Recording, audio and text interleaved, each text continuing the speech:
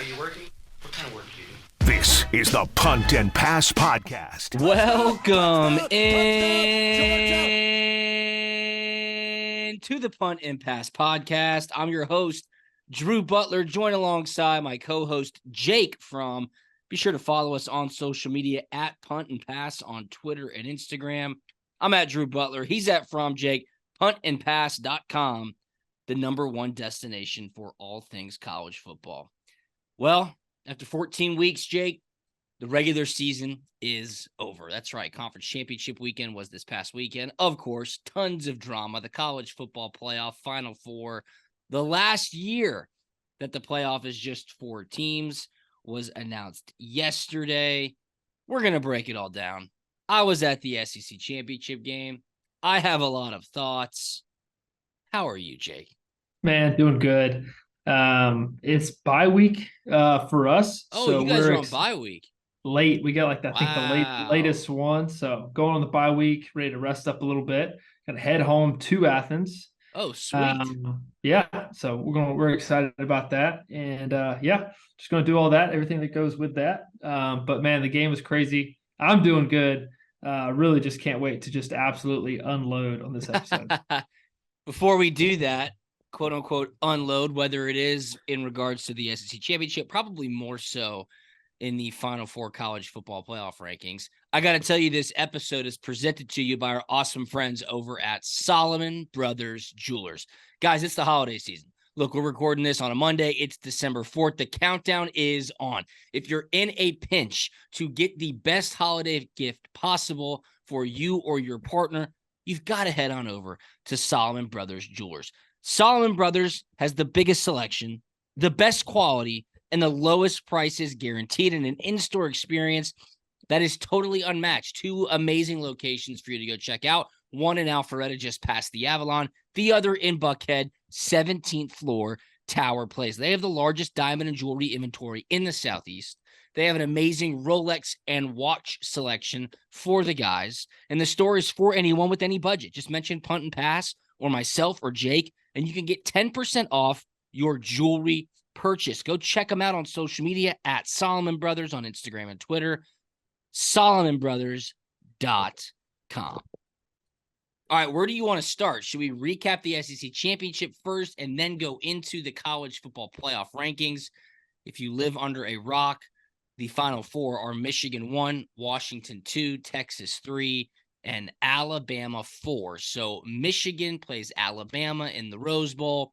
Washington plays Texas in the Sugar Bowl. Those are your college football playoff semifinal games on New Year's Day to then play for the national championship, which is in Houston. Plenty of drama surrounding that. Of course, Florida State gets bounced back to number 5 after going undefeated after winning the ACC championship.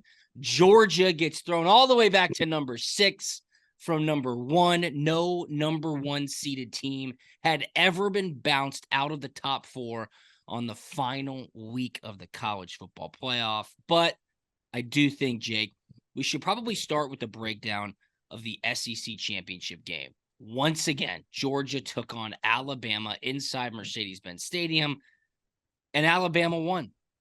Alabama won 27-24 after a masterclass of a first drive on offense. Georgia could not get consistent. They could not find the run game. Jake, it just seemed like they were chasing all game long after that first drive, and you got to give credit where credit's due. Bama's defense stepped up. Georgia made mistakes. Alabama took advantage of those mistakes. And in the end, those mistakes were costly, man. Yeah. I think I want to start by giving props and respect where it's due. Alabama's record and maybe even more specifically Nick Saban's record in Atlanta in Mercedes-Benz is unreal, man. Yeah. Like they just do not lose there. I don't know what it is, but they just find a way to get it done when it matters and when it counts. I thought Jalen Milroe played his game. I really didn't think he was that accurate with the football at all, to be honest. I thought that touchdown to Jermaine Burton in the back of the end zone, I thought that was a very good throw, NFL type throw. but even the controversial catch on the corner route on 4th down, like 4th and 5. The next play was the touchdown to Jermaine yeah, Burton. like I just everything was just the ball was there, it was in the radius, but these guys had a lot of separation and they were able to make plays on the ball. In my honest opinion, that was an incomplete pass. Can't believe it didn't get reviewed. For you football junkies out there, if you were watching the Dallas Cowboy game versus the Seattle Seahawks, Jackson Smith and Njigba had a deep angle route in the back of the end zone before halftime, and very similar thing, catching a corner route, half the ball's laying out of his arm, but he goes to the ground but the ball never moves. In my opinion, if there was a catch very similar, his was a catch. Jackson Smith and Jigba's catch was a catch. NFL game, that call actually gets overturned. Whereas they don't even review this ball. Ball clearly hits the ground, then moves, didn't maintain possession through the entirety of the catch. Just easy stuff, It's just amazing that just stuff really just never really goes the Dawgs' way in these type of games in Atlanta versus Nick Saban. I don't know what it is. I feel like the entire game they were trying to win the battle in the trenches, trying to create a physical presence there at the line of scrimmage, and they did it to a certain extent. But I thought they were kind of chasing ghosts with that, and I just thought it was also too just unlucky timing of just being unhealthy at the wrong time, right? I mean, Brock, you could just tell the entire game that he's battling it out. Lads limping the entire game. And then Amarius Mims goes down in the first half. Hurt. So that hurt. And it's tough. It's tough. Still had chances to win the game. Missed the field goal. That would be 27-27. Then you go into overtime. You fumble. I mean, you just had opportunities to win the game. Didn't get it done. That's why you play the game. The best team doesn't always win. It's the team that plays the best. Yeah, no question about it. And I'm hearing these narratives. Is it mental for Georgia in that stadium against Alabama? No. I'm hearing the narratives of Georgia played not to lose. They didn't play to win. No, Georgia beat themselves.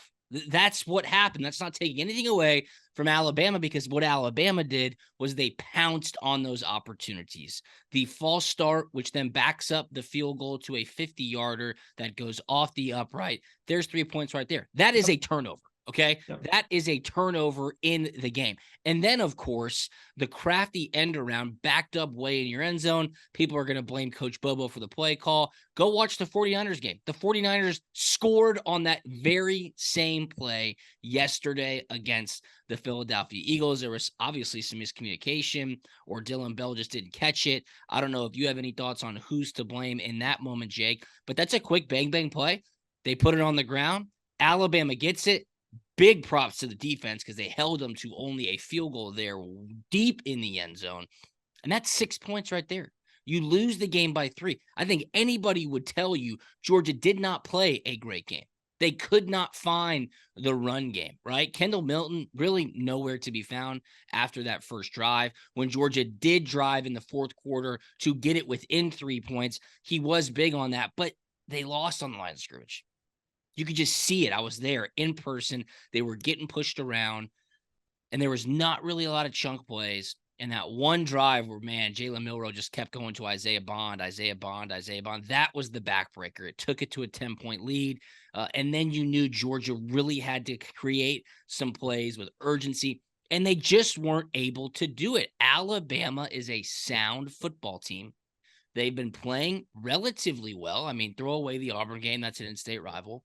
And Jalen Milroe, when it mattered most, Jake, used his leg to ice that game, his legs to ice that game, because Georgia did a phenomenal job of keeping him a little bit tame rather than just allowing him to break plays wide open. And I was listening today to somebody, I forget who, but they were saying Georgia's speed at the linebacker position was so key, because some of those runs that went for 4, 6, 8 yards against any other opponents this season, Milroe is taking those to the house. So they did what they needed to do. Props to Alabama. They just didn't make many mistakes. Georgia did. In a 5-star battle like that, those oftentimes prove to be the difference. I don't know if you guys do this with the Commanders. You probably do maybe in the offensive team meeting room. But when I was with the Steelers, Coach Tomlin every Monday morning would put up, win or lose, 5 single plays that determined the outcome of the game. He would go through, he'd locate 5 plays that determined the outcome of the game, win or lose. And I think Georgia could certainly go back, find 5 plays and go, if we did these other ways, we might have won that football game. Yeah, kind of going on that narrative a little bit. Out of 120, 130 games, 120, 130 plays in a game, it's amazing how few plays the game actually comes down to. A turnover here, a missed opportunity to score a touchdown here, possibly an incomplete pass, and they score a touchdown on the next play. So Gary Danielson in the booth, I was watching the TV replay. He's like, I am shocked that the replay official did not stop the game and replay that play. It was 4th and 5, right? If that's right, ruled incomplete, Georgia's getting the ball back. Credit Alabama. They ran up to the line of scrimmage. They got a playoff before anybody could do anything about it. Yeah, great. Yeah, that's good coaching. That's what you're supposed to do as an offense. If there's an iffy call where it helps you out, hey, for us to attack, whatever it is in your offense, hey, you go run a play as fast as you can, get it snapped, because as soon as you get the play snapped, they can't go back and review it. Doesn't matter how many times they review it on the TV copy or how many times Gary Danielson is up there in the booth saying, it looks like the ball moved to me. It doesn't matter because the next play has already happened. So very unfortunate. It's just the way it goes. Tyler Simmons was all in sides. Yeah, you're exactly right. If I would have told you this on Friday or on Thursday when we recorded our podcast last week, if I would have told you that Georgia scored a touchdown on their opening drive, that Jalen Milroe had 14 carries for 29 yards and no rushing touchdowns, and that Georgia scored 14 points in the 4th quarter, would you have taken it? Absolutely. I would have said that's a recipe for success. That's a winning formula, right? And it's a great recipe. Probably your first question back to me is, what are the turnovers like? What are the special teams plays like? What happens that I don't see in that scenario? Score a touchdown on the opening drive, hold Jalen Milroe to under 30 yards rushing and no rushing touchdowns, score 14 points in the 4th quarter. You would take that every single day of the week, yet Georgia did that, and they lost by 3 points. I think that just goes to show you exactly what we're saying. There are specific plays and or mistakes that you just can't make against a team of Alabama's caliber and the coaching prowess of Nick Saban. Jake, did you see what Coach Saban said on the SEC Network after the game, talking about the immediate adjustment that they made after that first drive? No. Coach Saban says, hey, in the first drive, they had a lot of success. They were doing a lot of motion. They were getting Dallas Turner outside of the box, putting him in the slot. We essentially wrinkled up our game plan, threw it out, put Dallas Turner on the line, said, we're going to rush 4.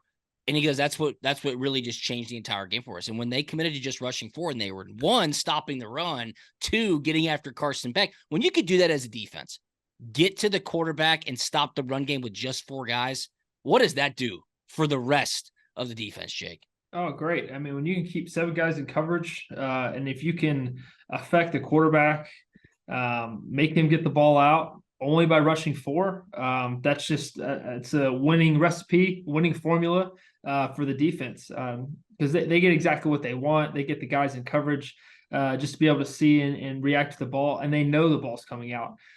Something that was noticeable to me was this the first game in a long time where Carson actually had to get the ball out. Yeah. Kind of quickly.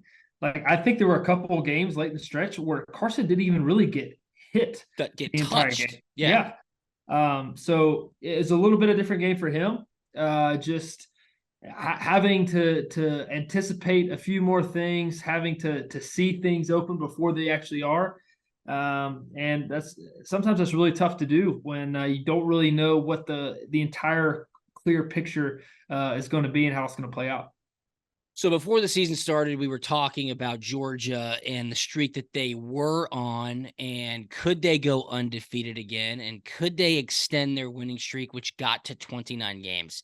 And I remember specifically saying, for every game that Georgia wins this season, even the first 2 games, UT Martin, Ball State, for every game that they won this season, the odds of them winning the next game go down naturally based on the amazing run that they were on. So considering now that the run is over, considering that the streaks ended in a 3-point loss on a neutral field in your conference championship game to a team that's now going to the college football playoff, that really is, and it's weird to say, the very best case scenario. If Georgia would have lost in Neyland Stadium against Tennessee in Knoxville, 70,000 fans would have rushed the field. It would have been the biggest storyline in all of college football. If Georgia would have lost against Missouri at home, it would have been the biggest story in college football. It would have been a devastating loss at home to have that streak end inside Sanford Stadium between the hedges. That would have been horrible as well. If Georgia Tech would have beat you somehow at Bobby Dodd Stadium that Saturday night after Thanksgiving, that would have been horrible. It would have been one of the greatest wins in the history of Georgia Tech football. But now, I think the beauty for Georgia fans is that with the streaks coming to an end, having been back-to-back national champions, hey, you're on to next year. Hey, Alabama will see you September 28th in Tuscaloosa. Like Deion Sanders says, we coming. In years past, that would have been a soul-crushing defeat. Georgia's fan base would have been a shell of themselves. Jake, we are all too familiar with that, but the tides have turned, and Georgia football is still in a really good place. Yeah, they're in a great place. I mean, I still think if they teed it up again tomorrow, yeah, of course, dude. I still like them by 10 points. I just, in my heart of hearts, man, if they play the game that they're capable of playing, I think they could even go on to boat race those guys, honestly. But that's just the nature. That's why you play the game. That's why you play the game, man. It's funny to me. College football is so finicky about when you lose, right? Of course, you go 12-0, you lose a tight one in a conference championship game, a tight one, right, against a very good opponent, and all of a sudden, you can't put them in, can't do it. Like if they would have lost to Georgia Tech, but then won and beat Alabama, they'd still be the number 1 team in the country. But that's just I don't know, man. It's finicky the way they do it. I am excited to see a 12-team playoff next year because I think it'll play out the way it's supposed to.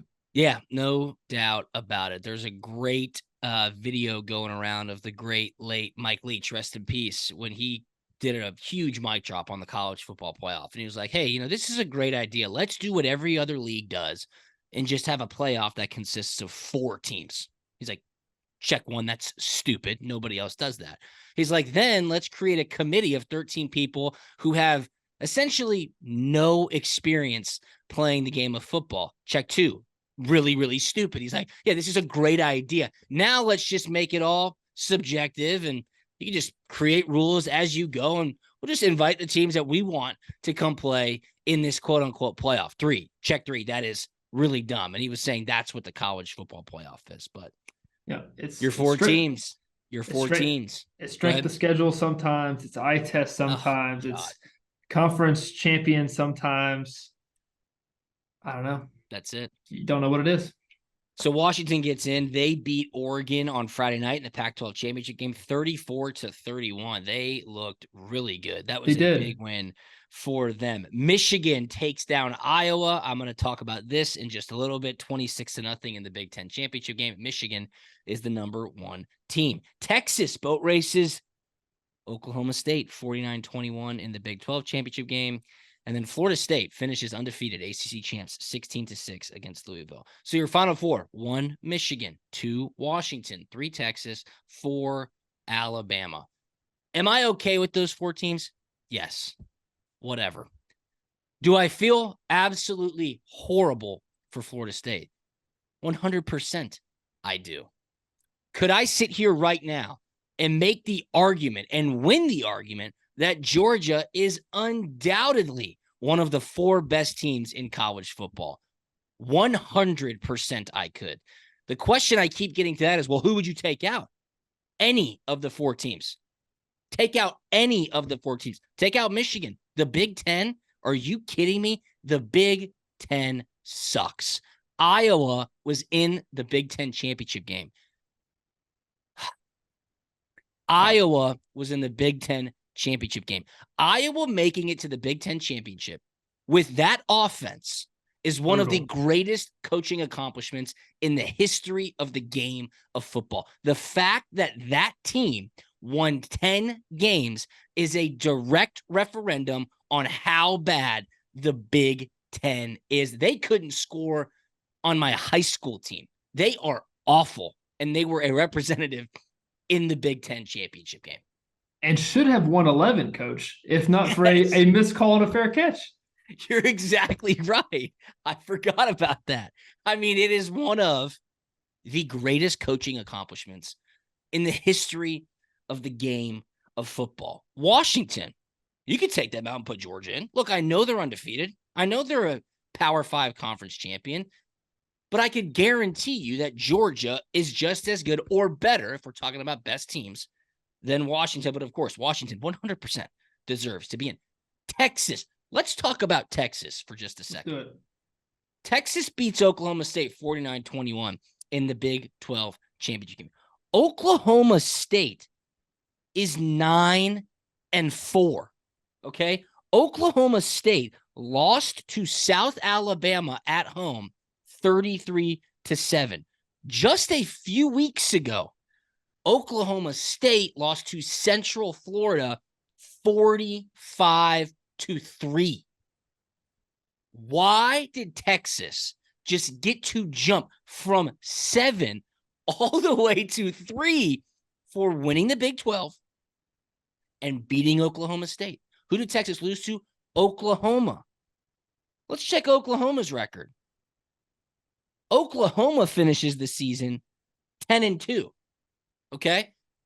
I'm just shocked as to how, for the first time ever, Jake, teams outside the top 6 jump into the top 4 for the college football playoff. Those 2 teams, Texas was 7, Alabama was 8. Now, why did that happen? Here's why it happened. Michigan and Washington, undefeated Power 5 champions. Good, you're in. Almost like an auto bid. Here's what goes down. They want to get Alabama. If that's an auto bid, then I said essentially an auto bid given the whatever else happened. Just playing the Florida State advocate here. Just, hey, they're an undefeated conference champion. Yes, I know they lost a quarterback. Different conversation. Sorry, go ahead. You make a great point. And here's the reason why. Okay. 8 days ago, that narrative started getting out there, right? I think Kirk Herbstreit had essentially started it. Without their quarterback, they're not the same team. Then Alabama beats Georgia. That kind of throws a wrench into everything. Here's what happens. The committee wants to get Alabama into the college football playoff. SEC champion, just be the number 1 team in the nation. Yeah, they were ranked number 8. So in needing Alabama to get into the college football playoff, they had to put Texas. They had to put Texas in. They had to put Texas in. So they slide Texas in at 3, Alabama in at 4, Florida State, I'm sorry, you go to 5. You mean to tell me that Florida State is better than Georgia? Come on. That Florida State's better than Georgia? Come on, guys. That is where you lose all credibility with the rankings, sliding Georgia all the way back to 6. Keep in mind, Georgia, the number 1 team in the nation, 29-game win streak, back-to-back national champs. They acted like Georgia got drummed by 50 points. Yeah. They slid them back to 6. There was not even a discussion as to why they slid them back so quickly, so far. They lost by 3 at a neutral site in their conference championship game. This is what the committee did to Georgia when they lost. And it's amazing to me. Bye-bye. I'm shocked. Was last year was Bryce Young's year, right? So last year they lost in the SEC championship game. No, that was 2021. Yeah, in 21 they lost in the SEC championship game, and really got boat raced in that game. boat race. And still make it in. Yes. And that one. All right, got another thing here. Let's see if you can follow my logic. It makes sense in my head. Let's see if I can explain Please. it that way. Okay. Allow me to. Alabama's at 8. Georgia's at 1. Mm-hmm.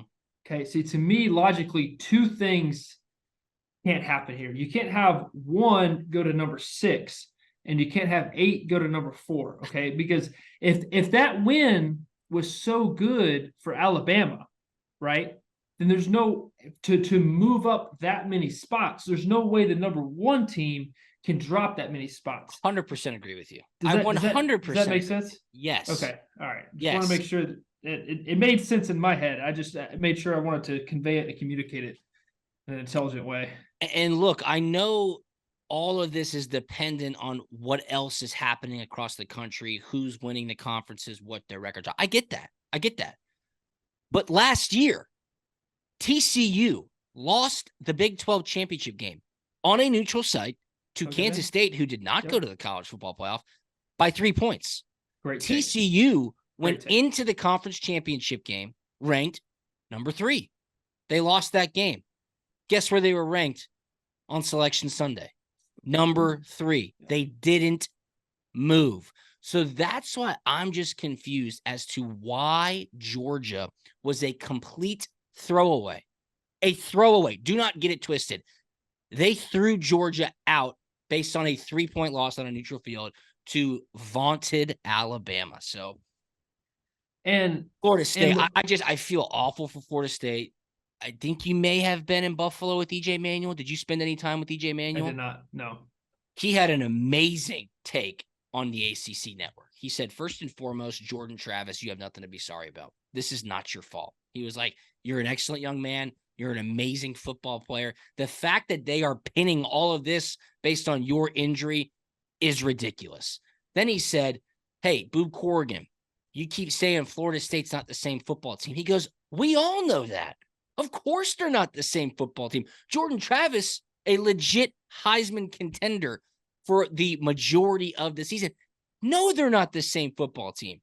Then EJ Manuel continues on and he says, what you just did, the College Football Playoff Committee, by saying Florida State, without your quarterback, you're not the same team. You can't go play for a national championship, even though you're undefeated, even though you won all your games, even though you won your conference championship. He says, what you just did directly contradicts everything that you're taught from when you're a kid to when you get to high school, to when you get to college, to even when you get to the NFL. Next man up. It's not about just one guy. It's all about the team. Pick your brothers up.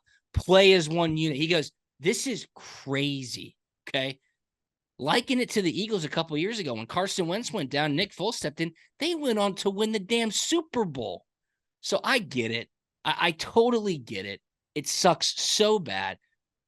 But Florida State can run the ball. They got a great defense. I know they didn't look good against Florida. I know they didn't look good against Louisville. But they did everything they could. And Jake, I feel terrible for those kids and those coaches. Yeah, I agree. It's brutal. It sucks. Like, why play out the season if it doesn't matter, right? If everything you did up until that point, I get it. I mean, it sucks. It really does. And you could. I hate it for the Florida State guys, but you could see it. I saw a video of the Michigan football players watching the committee make their picks. But you can you can get a glimpse of who the best 4 teams are, because Michigan, the entire room just went like still and it's stiff, and you're like, they did not want to play Alabama. See, I see that differently though. I do. Okay. I see both sides of it, obviously, but I think that was more reacting to who the committee put in, because that was the drama. Yeah. Right. And like Florida State getting totally jobbed. I mean, I did the same reaction. I was like, oh my God, like I cannot believe they actually did it. If you were watching on social media, people were following the sports books, right? And the odds were changing by the minute. It was like, Florida State looks like they're going to get in. Then all of a sudden it's like, Alabama's now favored to get in at the 4th spot. So that was kind of the drama. And then when they do flash Alabama, it's like, wow, I cannot believe they did it. So I don't know if, of course, Michigan would much rather play Florida State. Like, that's obvious. Yeah, But I don't know. Do you think they're scared? I think so. Hey, I would. I think so. Look, man, I hear you. I hear you. What a weird take here. I mean, let's just send all the possible game matchups to Vegas. Okay. Let them create lines, Yep. point spread on all the possible games. Yep. And let that pick your top 4 teams. There just needs to be a shakeup on the committee. I don't know if you saw the picture of the committee. It's like, is this a retirement home or the college football playoff committee? I mean, it's so funny. Just a bunch of really old guys sitting around a TV. Those are the 13 people that are deciding what teams get in. It's just crazy. Yes, there is a lot of merit when talking about how Vegas power rates teams. They do it on statistical analysis. They do it on certain trends and position groups and how they've played in specific environments. And then they put it through an algorithm and it spits out the lines. And as you know, they're scarily accurate. There does need to be some different influence on the committee. And certainly it would not hurt if that came from Las Vegas, because they do know a pretty damn good bit about football. Last question I got for you. Do you think there is a team in the country that Georgia could or would play on a neutral site that they wouldn't be favored against? No. I don't either. No. I don't think there's one. I think in every game against every team in the country, I think they'd be favored. Yeah, absolutely. And they'd be favored against Bama again. There's no doubt about it. 100%. We got one more Solomon Brothers Big Watch of the Week. It's one of the best games of the year. It's a standalone game. It's Army versus Navy. Saturday at 3:00 on CBS. This game is at Gillette Stadium up in Foxborough, Massachusetts. Oh, that'd be cool. Outside Boston. Clint Bowling, a damn good dog. He's actually going up to the game. That seems like a pretty fun one to go to. I know they went last year. I believe it was in Philly last year. I've always wanted to go to this game as well. Army and Navy bust out super sick custom uniforms for this matchup. It looks like the weather is going to be 43. So nice little crisp winter December day. Army, a 2.5-point favorite. The total, 27.5 points. America's game. That's your Solomon Brothers Big Watch of the Week. Army versus Navy. Both teams 5 and 6. The Heisman finalists got announced, Jake. I don't know if you saw this. Jaden Daniels, obviously, Bo Nix, Michael Penix Jr., and then Marvin Harrison Jr. They left Carson out? Yeah, they left Carson out. I think he probably might have gotten invited if he won the SEC championship. But Marvin Harrison Jr., he's got like middle of the road stats. Yeah. Malik Neighbors has way better stats than Marvin Harrison Jr. I get it. He's an unbelievable player. Is he one of the best in the nation? Yes, of course. I would say so is Brock Bowers. I'd say so is Jordan Travis based on how the committee is treating Florida State. Yeah. Sandra Golden, who I'm on radio with in Atlanta, she's a Florida State grad. She was not in a good mood today. She was like, if I know one thing, it's this. Jordan Travis should be your unanimous Heisman Trophy winner because the College Football Playoff Committee has essentially said this dude's the greatest college football player of all time. Yeah, I love that argument. And then two, I'm going to say this, but I hope it comes out to go away. Not necessarily like a pity invite for getting hurt, but he didn't have an opportunity to finish things out the way he wanted to. I would have loved to send the generous invite, at least to the ceremony, because I think he earned it and deserved it. Absolutely. I would definitely agree with that. How about the transfer portal? It's officially now open and quarterbacks are jumping in like crazy. Dylan Gabriel, the starting quarterback at Oklahoma, he's in the transfer portal. Kyle McCord, the starting quarterback at Ohio State, he's in the transfer portal. A little bit closer to home, Georgia's backup quarterback, Brock Vandergriff, he is graduating next week. He's going in to the transfer portal. Trying to see if there's some other names of note. But Jake, this is the new day and age of college football, my man. These kids are getting paid. They want to go play. In some instances, a guy like Brock Vandergriff, who has graduated, he has played at Georgia. It's time. It's his time. And I think he's waiting to see what Carson Beck does. But I think he'll have success wherever he goes. Yeah, I think so too. I mean, I think he's put in the time. obviously, because he's in the transfer portal, there's probably some inkling, some belief that Carson's coming back. And I think he's a good enough player, good enough dude, and wants an opportunity to play. Nothing wrong with that.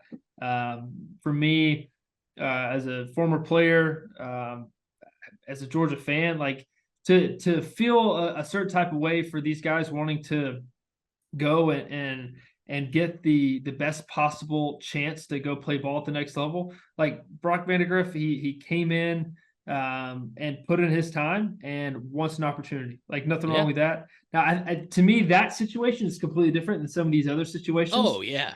Where they're starting quarterbacks just wanting to go and basically test the market. So listen to these quarterbacks: DJU at Oregon State, Will Howard at Kansas State, Riley Leonard from Duke. I think he might go to Texas A&M and go follow Mike Elko. But like these are bona fide starters who are like, I'm out. I'm going to go test the market. Yeah, I just who's the highest bidder? The Kyle McCord one's interesting to me. Like Cam Ward at Washington State, he made some headlines by saying his representative said he had 10 $1 million offers. Okay. I mean, that's just a lot. Walter Nolan, former number 1 overall recruit, 5-star defensive tackle. He's transferring out of Texas A&M, so it's crazy. It is absolutely crazy. Georgia's playing Florida State in the Orange Bowl. I think the Peach Bowl got a great one. Ole Miss, Penn State in the Peach Bowl. Cotton Bowl is also a great matchup. Missouri against Ohio State. And then the Liberty Bowl. The Fiesta Bowl gets Liberty and Oregon. Oof. It's a little bit of a tough one right there. That's a tough one. Oregon kind of let me down a little bit, man. I know. I was expecting them just to hop on in there, play one heck of a game. Same thing. Georgia just came out a little flat and just wasn't able to put it together for 4 quarters. Yep. You're exactly right. So on to next year, I guess, Jake Fromm. I'm unbothered. It was a great game. You just felt like it was that slow bleed. Sitting in the stadium, first off, the atmosphere was phenomenal. The SEC championship game, that experience, one of the best in all of college sports. Fan bases were crazy. The players gave it everything. It's cool to be able to be in the building for those types of atmospheres. Yeah, completely agree. Wish I was able to go. Last thing that I can't believe they wouldn't give them an opportunity to accomplish. I'm talking about the committee. Give Georgia a chance to win 3 in a row. They didn't even explain it, Jake. That's my bone to pick. They didn't even justify their decision with an explanation. They just did this. Yep. Wrinkled it up, threw it away. Thank you, Georgia. See ya. Bye-bye. Appreciate it. That's not right because Georgia's one of the 4 best teams in the country. Like, I will continue to die on that hill. It's a fact. Watch the game. And after the game, I'm on the field. I talk to coaches. I talk to analysts. I talk to radio people. I talk to administrators. I talk to TV people. And every single person gave me a different answer. I don't think any SEC team's going to make it. I think both might make it. I think Bama could get in. I think Georgia should get in. And I was like, dude, what's going to happen? Yeah. I went on TV after and I said, if you have 2 eyes in your head, if you know football, even just a little bit, and you watched this football game that just took place, Alabama 27, Georgia 24, it would be a travesty if one of these teams are not in the college football playoff. That's what I said. I go, now, obviously, it should be Alabama. They just won the game. But these are 2 of the 4 best teams in the entire nation, full stop. And I think Alabama's going to win the national championship. I just do. So they're getting hot at the right time. Won the right game at the right time, man. I don't know. I don't know what else to say other than it sucks. You gotta you gotta win the games you gotta win. And it sounds stupid, but you got to win at the right time, and you got to win in Atlanta. That is absolutely correct. Well, all right, my man. Thanks for this therapy session. Yeah, had a lot to get off my chest. Yeah, I feel like we talked a lot, and I feel like we said a lot of really good things. But I feel like tomorrow I'll get fired up about it again, Yeah, of and course you will. just want to start rambling about it again. So that's That's where I'm why at. college football is the greatest. So we'll see who Georgia maybe goes after in the portal. We'll see who Georgia loses in the portal. I think that's probably the number one storyline to follow this week. And of course, who's going to play in the bowl game, who's not, what's Carson Beck going to do? I believe that decision is imminent. So a lot going on. Streaks are over. Georgia to the Orange Bowl, Alabama in the college football playoff. The matchups are set. We get a nice little 3-week reprieve. Holidays are right around the corner. That's why you need to head on over to Solomon Brothers Jewelers. Go check out Solomon Brothers Jewelers. 2 awesome locations. One's in Alpharetta, just past the Avalon. The other in Buckhead, 17th floor, Tower Place. Solomon Brothers has the lowest prices on the highest quality jewelry and diamonds, guaranteed. They've got the biggest selection. They've got the lowest prices, and the in-store experience is totally unmatched.